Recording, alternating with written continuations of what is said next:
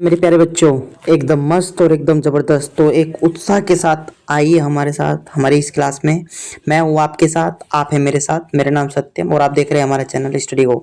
हम पढ़ रहे हैं यूजीसी नेट जेआरएफ यानी असिस्टेंट प्रोफेसर की तैयारी। आप लोग मेरे साथ मिलकर कर रहे हैं।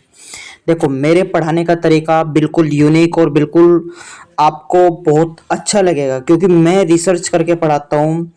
देखो, मेरा तरीका आप बताना कमेंट में कैसा है पढ़ाने का। मैं यूजीसी नेट, देखो मैं धीरे धीरे पढ़ाऊंगा आप लोगों को। सबसे पहले आप ये बात समझिएगा, मैं यूनिट वाइज पढ़ाऊंगा आप लोगों को।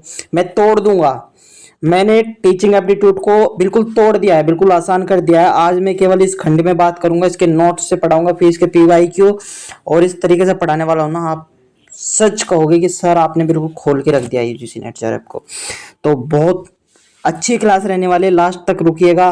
और अगर आपको बिल्कुल पसंद आए तो एक प्यारी सी लाइक और एक प्यारी सी कमेंट, अपना फीडबैक जरूर दीजिएगा मेरे प्यारे असिस्टेंट प्रोफेसर्स। तो चलिए शुरू करते हैं इस सेशन को, आपका टाइम कम लेते हुए। ठीक है, देखो मैं बात करूंगा आज खंड 1 यानी यूनिट 1। और यूनिट 1 का पहला ही टॉपिक है शिक्षण। शिक्षण अवधारणाएं हैं इसकी, उद्देश्य और शिक्षण का स्तर, स्मरण शक्ति, समझ और विचारणात्मक। तो इस टॉपिक को पढ़ते हैं, आइए नोट्स के माध्यम से, फिर इसके पीवाईक्यू करते हैं। तो चलिए इसको समझने का प्रयास करते हैं कैसे क्या है। देखो, शिक्षण क्या है? शिक्षण एक शिक्षक है।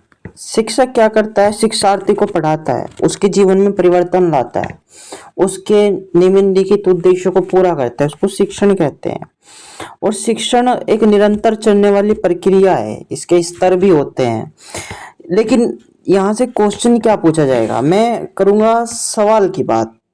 कम समय में आपको मुझे देना है ज़्यादा, यानी अगर मैं आपसे इनपुट ले रहा हूँ, आप मेरी वीडियो देख रहे हैं, तो मैं आपको आउटपुट दूंगा। ठीक है, यही मेरे पढ़ाने का स्टाइल रहेगा। मैं पढ़ाऊंगा रिसर्चेबल, असिस्टेंट प्रोफेसर जैसे पढ़ाते हैं। ठीक है, मेरा तरीका बिल्कुल ऐसे ही रहने वाला है अगर आप मेरी वीडियो देख रहे हैं। ठीक है, तो क्वेश्चन यहाँ से इस प्रकार पूछा जाएगा यूजीसी नेट जेआरएफ में। वो पूछेगा कि शिक्षण के स्तर, शिक्षण के स्तर, शिक्षण के स्तर, शिक्षण के स्तर को मॉडल को किसने दिया?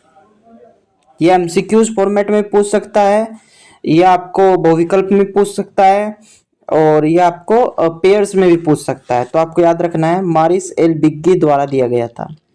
किसके द्वारा दिया गया था? मारिस एल बिग्गी द्वारा दिया गया था। मैं दिखाऊंगा भी कैसे पूछे गए हैं। ठीक है, तो ये आपको याद रखना है। इसको 3 स्तरों में बांटा गया है, उनके बारे में बताने वाला हूँ। पहला स्तर आता है स्मृति स्तर, याद रखिएगा, मेमोरी लेवल। इसको एमएलटी भी शॉर्ट फॉर्म में याद रख सकते हो आप, स्मृति स्तर। अगर पूछ लिया जाए स्मृति स्तर का मॉडल किसने दिया या स्मृति स्तर के प्रस्तावक कौन है, तो याद रखिएगा हर्बर्ट। याद रहेगा इतना, हर्बर्ट याद रहेगा, हर्बर्ट। स्मृति स्तर यानी मेमोरी लेवल एमएलटी के प्रस्तावक कौन है या मॉडल किसने दिया ये, तो याद रखिएगा प्रस्तावक हर्बर्ट। इसकी क्या क्या विशेषताएं हैं आइए उसको भी मैं आपको बता देता हूँ। इसमें क्या किया जाता है? शिक्षण का सबसे निचला स्तर होता है, इसमें रटने पर जोर दिया जाता है। ठीक है, यानी ये शिक्षण स्मृति स्तर का होता है। मेमोरी में आप क्या करते हो? रटते हो, तो इसमें रटने पर जोर दिया जाता है। इसके तथ्यों सूचनाओं को, इसमें मुख्य बिंदु क्या होता है? इसमें आप किसी तथ्य को या सूचनाओं को याद करते हैं। इसमें सूझबूझ का क्या होता है? अभाव होता है ना। और यह छोटे बच्चे या शुरुआती स्तर के छात्रों के लिए उपयोग होता है। मान लीजिए आप 5वीं 6ठी, मतलब मैं आपको अगर बात करूँ ना, प्राथमिक विद्यालय हुए या हमारे और भी विद्यालय, वहां पर ज्यादातर बच्चे क्या करते हैं? इंग्लिश को रटते हैं कि ये क्वेश्चन आएगा, इसको रट लेते हैं। तो उस वाले स्मृति स्तर यानी मेमोरी एमएलटी के बारे में बात की गई है, और उसके प्रस्तावक कौन है? हर्बर्ट है, याद रखिएगा। समझिए इस टॉपिक को, आगे बढ़ते हैं। मैं बात कर रहा हूँ अवबोध या समझ स्तर, यूएलटी यानी अंडरस्टैंडिंग लेवल। ठीक है, यूएलटी, देखिए अंडरस्टैंडिंग लेवल इंग्लिश में याद रख सकते हैं। यूएलटी का मॉडल किसने दिया? तो मॉरिसन, याद रखिएगा। आईएमपी इंपॉर्टेंट है, पीवाईक्यू देख लीजिएगा आप जा करके। मैं पीवाईक्यू दिखाऊंगा और आपको रूबरू कराऊंगा। मैं ऐसा नहीं है मैं ऐसे ही बात कर रहा हूँ, मैं आपको रूबरू कराऊंगा। ठीक है, आपको पता तो लगना चाहिए आप कहाँ से पढ़ रहे हैं और कैसे पढ़ रहे हैं, आपकी तैयारी कैसे चल रही है। ठीक है, तो वो आपको बताऊंगा। मेरी क्लास थोड़ी लंबी खिंच सकती है, तो उसको आप मैनेज करिएगा। ठीक है ना। तो अवबोध या समझ स्तर यानी अंडरस्टैंडिंग लेवल यूएलटी के प्रस्तावक, इस मॉडल के प्रस्तावक कौन है? मॉरिसन है, याद रखिएगा। यह केवल इसमें इन्होंने ये क्या बताया है? अवबोध या समझ अंडरस्टैंडिंग लेवल में क्या रहता है कि उन्होंने बताया कि रटना केवल काफी नहीं है, आपको ये बात ध्यान रखनी है, वो बता रहे हैं कि रटना केवल काफी नहीं है, बल्कि आपको तथ्यों के बीच संबंध और उनके अर्थ को समझना है। इनके कहने का मतलब है कि आपको रटने से काम नहीं चलेगा, आपको समझना होगा। समझना क्या होगा? अर्थ और संबंध होगा, है ना। तो अर्थ और संबंधों को आपको समझकर चलना होगा। इस पर इन्होंने बताया भी, आपको नियमों को समझना होगा, उन्हें लागू करना होगा। और जब शिक्षक और छात्र दोनों सक्रिय रहेंगे तभी तो अर्थ और संबंध को दोनों अच्छे तरीके से समझ पाएंगे। तो इसके इन सब बातों के किसने ये बातें बताई, कौन प्रस्तावक है? तो मॉरिसन प्रस्तावक, याद रखिएगा। अगला है, ये इंपॉर्टेंट है, पीवाईक्यू में आया हुआ भी है, मैं दिखाऊंगा भी आपको, याद रखिएगा। विमर्शक या चिंतनशील स्तर का मॉडल किसने दिया, कौन इसके प्रस्तावक हैं? और क्या है ये? रिफ्लेक्टिव लेवल, यानी RLT इसकी शॉर्ट फॉर्म है। मैंने आपको बताया MLT, ULT और RLT। ये याद रखिएगा, ये याद रखिएगा, ये याद रखिएगा, क्योंकि यहीं से क्वेश्चन आएगा। मैंने बताया MLT, ULT और RLT, यानी रिफ्लेक्टिव लेवल, विमर्शक या चिंतनशील स्तर, अगर हिंदी में तैयारी कर रहे हैं। इसके प्रस्तावक हंट है, याद रखिएगा। मॉडल के प्रस्तावकों ने हंट है, हंट। और ये बताइए, यह शिक्षण का सबसे उच्चतम स्तर है, जैसे कि पूछा गया है। इसमें उच्च कोटि के चिंतन कौशल को ये करता है, नहीं है ना। तो 1 मिनट रुकिएगा, थोड़ा करता है। इसमें क्या क्या होता है? छात्र अपनी आलोचनात्मक और रचनात्मक सोच का उपयोग करते हैं। इसमें छात्र स्वतंत्र रूप से चिंतन और शोध करते हैं। अब मैं बताता हूँ ऑब्जेक्टिव ऑफ टीचिंग, यानी शिक्षण के उद्देश्य क्या क्या हैं। शिक्षण के उद्देश्य क्या हो सकते हैं, को आप बताइए, क्या हो सकते हैं शिक्षण के उद्देश्य? शिक्षण के उद्देश्य, शिक्षक का उद्देश्य उसे केवल ज्ञान देना नहीं है, केवल शिक्षा का उद्देश्य है ज्ञान देना, मैं आपको ज्ञान देना नहीं, मेरा उद्देश्य है आपके जीवन में परिवर्तन लाना। ठीक है, तो ये शिक्षण का उद्देश्य है जीवन, छात्र के जीवन में परिवर्तन लाना, उसके व्यवहार में परिवर्तन लाना, है ना। और उसको ज्ञान विकास, उसका विकास करना, बौद्धिक विकास, मानसिक विकास, और उसको अनेकों सूचनाएं प्रदान करना। ठीक है, ये शिक्षण का उद्देश्य होता है। समझ गए आप लोग? कौशल विकास, छात्रों को किसी भी कार्य में निपुण करना, चरित्र निर्माण, नैतिक और सामाजिक मुद्दों का विकास करना, सीखने के लिए प्रेरित करना, छात्र में जिज्ञासा पैदा करना, ये सभी शिक्षण के उद्देश्य होते हैं। मैं बात करूंगा MCQs की, जो मैं पढ़ाकर आया हूँ, कितना आप सीखे, क्या सीखे, इसमें आपको बताना है। क्योंकि मैं अभी यूनिट 1, ऐसे यूनिट में सारी यूनिट को मैंने तोड़ दिया है, मैंने लाइन को तोड़ दिया है ना। तो अब उस लाइन में से क्या क्वेश्चन, कैसे क्वेश्चन बनते हैं, वो आपको बताना है।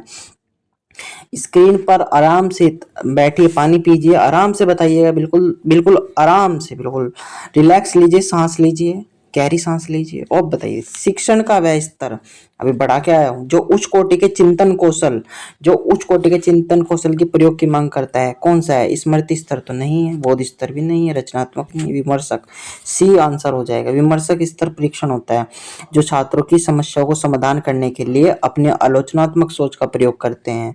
किसकी? आलोचनात्मक सोच, यानी उच्च कोटि के चिंतन कौशल। समझ गए आप? और मैंने क्या बताया आपको? सी। तो पढ़ाने का तरीका कैसा लगा, एक बार बताइएगा जरूर। अगला क्वेश्चन हम देखते हैं। आप दिक्कत मत लीजिए, डेली मेरे साथ अपडेट रहिएगा, हो जाएगा आपका। स्मृति स्तर के शिक्षण का लेवल का मुख्य उद्देश्य क्या है? स्मृति स्तर के अवधारणाओं के बीच संबंध बनाना, बिल्कुल गलत, ये तो है ही नहीं, ये तो RLT का है, ये तो RLT का है, बिल्कुल गलत। गंभीर चिंतन विकसित करना, बिल्कुल गलत। तो तथ्य को याद कराना और पुनः पेश करना, तो ये भी हो जाएगा इसका आंसर, बी, तथ्य को याद करना, और यानी ये रटने पर आधारित होता है ना, तो ये याद रखिएगा आप लोग। अरे ये क्या हो गया, 1 मिनट रुकिएगा सभी छात्र, 1 मिनट रुकिएगा, रुकिएगा रुकिएगा, 1 मिनट रुकिएगा, ये क्या हो गया? सॉरी, बीच में मेरा, मैं फ़ोन से वीडियो रिकॉर्ड करता हूँ तो थोड़ी प्रॉब्लम हो जाती है कई बार, उसके लिए माफ़ी चाहता हूँ।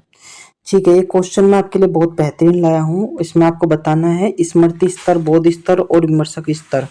तो ये क्वेश्चन देखिए, अब मैं भी पढ़ा कर आया हूँ, आपको ऐसे भी क्वेश्चन पूछ सकते हैं ये, अरे यार, आपको ऐसे भी क्वेश्चन पूछ सकते हैं ये, जैसे ऐसे भी आ सकते हैं आपसे कि बताइए, सुमलिखित कीजिए कि बताइए कौन सा किसके साथ अटैचमेंट है, किसने, ये प्रस्तावक कौन है इसकी, तो बताइएगा आप लोग। आपकी स्क्रीन पर सवाल है, आप लोग अभी पढ़ कर आए हैं मेरे साथ, बताइएगा।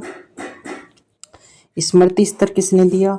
स्मृति बोध स्तर तो दिया हंट ने, यानी बी का 1, और स्मृति स्तर ए का 2 और सी का 3। तो देखिए कहाँ पर मिलेगा ये, ए का 2, ए का 2, ए का 2, बी का 1, ए का 2, बी का 1, सी का 3, डी, डी हो जाएगा इसका आंसर, डी, डी। ना ये ना ये ना ये, क्योंकि आपको ऐसे देखना है, ए का दो बी में है, लेकिन बी का तीन तो नहीं है ना, तो ये गलत हो जाएगा ना। ए का वन है तो बी का ये भी गलत, तो डी हो जाएगा इसका आंसर।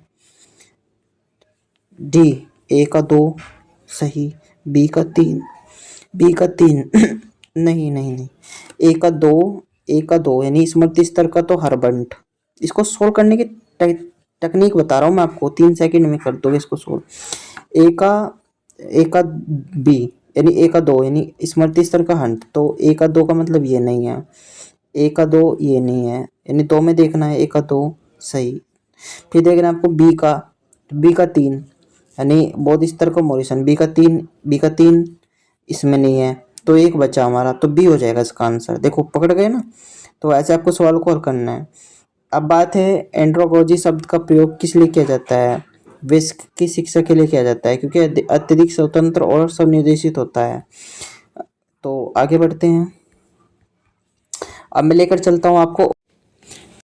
देखिए अभी मैं आप लोगों को पढ़ा कर आया हूँ, मैंने आप लोगों को नोट्स में सिखाया। अब हम करते हैं क्वेश्चन की प्रैक्टिस, कि इसी खंड का मैंने आपको थ्योरी दी थी। अभी आप जाकर वीडियो में पीछे देखें ना, थ्योरी मैंने आपको दी है ना इस टेस्ट की। अब मैं आपको कराता हूँ एमसीक्यूज, कहाँ से कैसे क्वेश्चन पूछे हैं और कैसे आपको इन सब चीज़ों को देखना है। क्योंकि अभी हम ए ही खंड वन की बात करेंगे यानी यूनिट वन की बात करेंगे, ए का वन बात करेंगे हम। तो क्वेश्चन करते हैं। देखो, शिक्षा का स्तर जो उच्च कोटि के चिंतन कौशल की मांग करता है। अभी पढ़ा के आया हूँ, आपने देखा भी होगा, जो चिंतन उच्च कोटि के चिंतन कौशल के प्रयोग की मांग करता है, क्या है, यूएलटी, एमएलटी या आरएलटी। आप ध्यान रखना, आरएलटी या यूएलटी या एमएलटी क्या था उच्च कोटि के, आरएलटी आरएलटी आरएलटी आरएलटी यानी रिफ्लेक्टिव लेवल टीचिंग, विमर्शक स्तर। तो शॉर्ट फॉर्म याद आई ना, आरएलटी, याद रखिएगा, सी आंसर हो जाएगा। देखते उड़ा दो, 2021 में पहली शिफ्ट में आया था। ये होता है पढ़ाने का तरीका। अगर पसंद आए तो एक लाइक और एक प्यारी सी कमेंट, बस ये चाहिए और कुछ नहीं, आपका प्यार चाहिए और कुछ नहीं। आगे बढ़ते हैं, क्वेश्चन नंबर 2। थोड़ा जूम कर लीजिएगा, मैं जूम करके ही पढ़ा रहा हूँ, फोन से रिकॉर्डिंग हो रही है।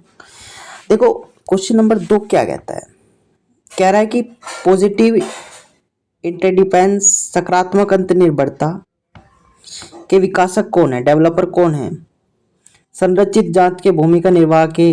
तो ये बताना है आप लोगों को। थोड़ा अटपटा क्वेश्चन है, नोट से बाहर है, ये पूछे ही गया ऐसे है, क्योंकि जो चीज़ें थी जहाँ तक मैंने पकड़ने की कोशिश की, मैंने वहाँ तक उन चीज़ों को पकड़ा है, लेकिन आपको ये रटना होगा इसको, क्योंकि ये अगर दोबारा पूछेगा तो आपको यहाँ से इसको पकड़ बनानी है कि सकारात्मक अंतर्निर्भरता के विकासक कौन है। तो इसका मैं आपको बताता हूँ, देखिए इसका आप स्क्रीनशॉट ले लीजिएगा और अपनी कॉपी में नोट कर लीजिएगा।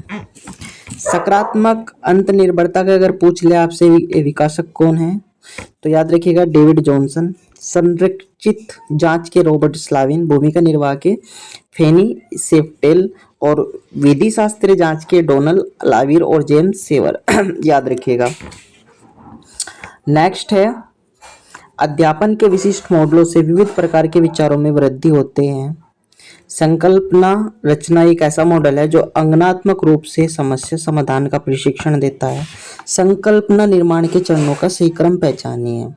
आपको समझना है अध्यापन किस प्रकार वृद्धि करते हैं विचारों में। सबसे पहले विषय की पहचान करते हैं, ठीक है। तो विषय की पहचान करते हैं, तो याद रखना है इसको, आपको कैसे इसका आंसर लगाना है मैं बताता हूँ। सबसे पहले क्या करते हैं वो, समय कम है लेकिन आपको अपने अप्रोच बदलने में पीडीएफ प्रोवाइड करा दूंगा आपको ग्रुप में, उसकी दिक्कत मत लीजिएगा। आपको क्या करना है, विषय की समस्या की पहचान करते हैं, ये पहले सी आंसर हो जाता है इसका।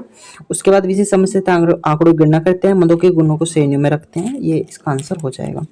नेक्स्ट क्वेश्चन 4 आपकी स्क्रीन पर है, ये तो मैं भी आपको करा के आया हूँ। विकास करने वाले ये तो मैं आपको करा के आया हूँ ना, अभी इसको एक बार और स्क्रीनशॉट ले लीजिएगा।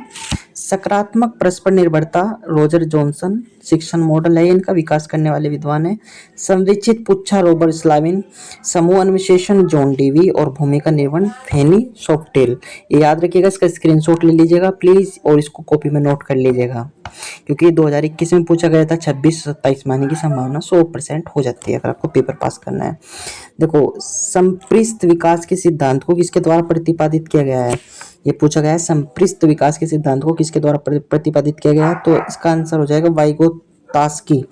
वाइगोत्स्की द्वारा, ये मनोवैज्ञानिक थे जिन्होंने संपृक्त विकास के सिद्धांत को प्रतिपादित किया। तो बालक जो कर रहा था, जो करने की क्षमता रखते हैं, उसके बीच के क्षेत्र को संभावित विकास क्षेत्र जीपीडी कहा जाता है, याद रखिएगा।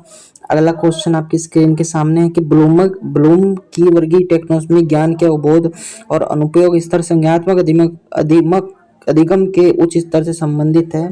कथन 1 और कथन 2, कथन 1 और कथन 2 में से कौन सा सही है, सही उत्तर का कौन से चयन करना है। क्या व्यवस्था और चरित्रानुकरण भावनात्मक परिणामों के उच्च स्तर से संबंधित है, तो बताइए कौन सा सही है। तो इसका आंसर हो जाएगा आपका डी, यानी कथन 1 गलत है, पहला कथन गलत है और कथन 2 सही है। क्या है आपको समझाते हैं, क्या कथन है और कैसे है, क्या आपको याद रखना है। तो याद रखना है आप लोगों को कि ब्लूम की वर्गीकीय टैक्सोनॉमी में ज्ञान अवबोध और अनुप्रयोग का स्तर संज्ञानात्मक अधिगम के निम्न स्तर से संबंधित है। तो ये याद रखना है आप लोगों को, ठीक है।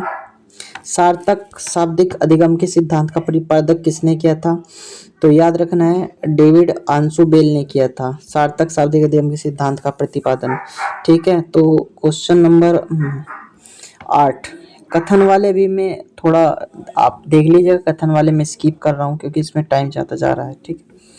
मैं आप लोगों को कथन वाले भी आते हैं इसमें, ये आपको उलझाते हैं, तो ये याद रखना है क्योंकि अब कथनों का देखो, वो कथनों का चरण अब बड़े बड़े पेपर में भी होने लगा है ना, लेकिन याद रखना है आपको।